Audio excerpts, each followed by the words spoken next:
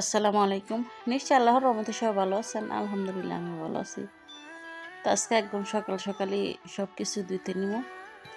আসলে ঘরের পর্দা বা বেডশিট যে কোনো জিনিস একটু হোয়াইট হইলে ভালো লাগে। তবে এইগুলা ময়লা অনেক তাড়াতাড়ি হয়, মানে অতিরিক্ত ময়লা হয়। প্রথমে বেডশিটগুলো ভিজাই দিয়েছিলাম, তারপরে পর্দাগুলো ধুয়ে নিয়েছিলাম। তবে এই পর্দাটা ধুইতে খুব সুবিধা, মানে একদম হুইল পাউডার দিয়া খুব সহজে পরিষ্কারের জায়গা, যেমন তাড়াতাড়ি ময়লা হয়, পরিষ্কারও হয় খুব সহজে। তো পরিষ্কার হলে দেখতেও সুন্দর লাগে, যেহেতু হোয়াইট আসলে কিছুদিন পরপরই এগুলা ধোয়া লাগে আর কি। তো এগুলা কিন্তু আসলে এই পর্দাটা, জালি পর্দাটা রোদ্রে না দিয়ে এমনি তো যদি টানাই দেই তারপরে শুকায় যায়। চিন্তা করলাম যেহেতু রৌদ্র আছে, তো রৌদ্রের মধ্যে একটু শুকাই দিই, যতই হোক মানে রৌদ্র শুকানোর ব্যাপারটাই অন্যরকম। তো দোয়ার মাঝখানে আবার দেখা গেছে ডিমটা বসাই দিয়েছিলাম। রান্না তো করতে হইব, যতই যাই করি জীবনে। তার এখানে বাকি রান্নার যে প্রস্তুতি এগুলো নিতেছি, কাইটা ওইটা নিলাম। তো আজকে ডিম রান্না করবো আর করলা ভাজি করবো। তো ডিমটা সিদ্ধ করে সিলা নিয়েছিলাম, আর এখানে সব কিছু কাইটা কুইটা নিয়েছিলাম। তো আসলে ডিম তো আমার ঘরের জাতীয় খাবার বলতে গেলে, যদি রান্না নাও করি তবে প্রতিদিন ডিম প্রয়োজন হয়। একটু নিরামিষ হইলেই ডিম দরকার হয় আর কি। তো প্রথমে ডিমটা ভাজা নিয়েছিলাম, তা এখন করলা ভাজিটা করে নেব।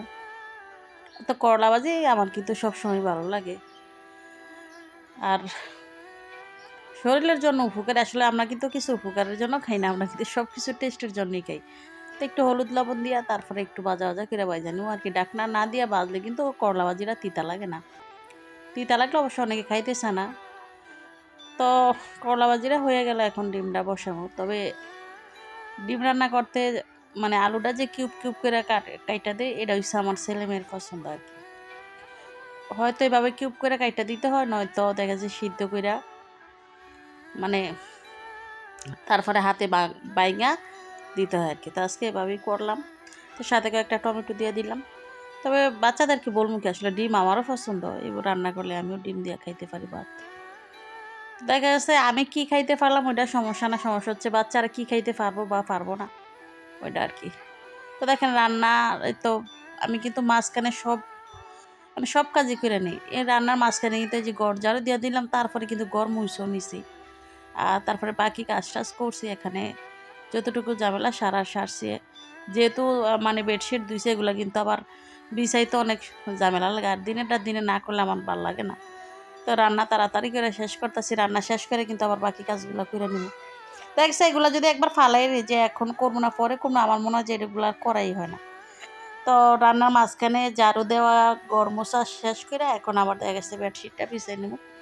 তবে বেডশিট ধুইতে এত কষ্ট লাগে না, যতটা কষ্ট লাগে মানে আবার বেডের মধ্যে বিছাইতে। তো প্রথমে চাদরটা বিছে একটু টান টান করে ঝাড়ুদা নিলাম, এরপরে বালিশের কাপড়গুলা দিব। তো আসলে ভিডিও করতে গেলে একা একা করি তো একটু ঝামেলা হয়, দেখা গেছে তো ক্যামেরা ধরার কেউ নাই। তো এই যে বেডশিটটা বিছাই নিলাম। আর পর্দার যেহেতু অনেকটা উঁচু, আসলে আমি নাগাল পাই না, তো এই তো আমার বাগিনা ওরে দিয়ে স্ট্যান্ডটা নামাইলাম। আমার ছেলে আবার মানে খুব ইচ্ছা করলো যে এগুলা মানে আমি কিভাবে দেই, হ্যাঁ একটু দিব। তো এই যে টানা নিলাম। তবে এই পর্দাটা কিন্তু মানে পর্দা বা সামান্য কিছু কিছু জিনিস দেখবেন ঘরের সৌন্দর্য অনেকটাই বাড়ায়। তবে আমার এই পর্দাটা খুব পছন্দের আমার। যখন মানে চয়েস করে আনাইছিল তখন পছন্দ করে আনছিলাম। মানে এটা টানাইলে খুব সুন্দর লাগে আর কি। যে কোনো আহ, জায়গা টানাইলে জায়গাটা মানে একটু সৌন্দর্য বাড়ে। আর হোয়াইট দেখে আরও বেশি ভালো লাগে আর কি। তবে খুব দ্রুত ময়লা হয় এবং এতে ঝামেলা নাই, এগুলো খুব সহজে দিয়ে পরিষ্কার করা যায়। তো পর্দারও টানা নিলাম। মোটামুটি ঘর গুছানো সব কিছু ধোয়া থাকলে কিন্তু মনে হয় যে একটু শান্তি শান্তি লাগে। আমি জানি আমার মতো অনেক আপুরে আছে যে ঘর গুছানোর পরে ধোয়ার পর অনেক শান্তি পায়। তো ধন্যবাদ।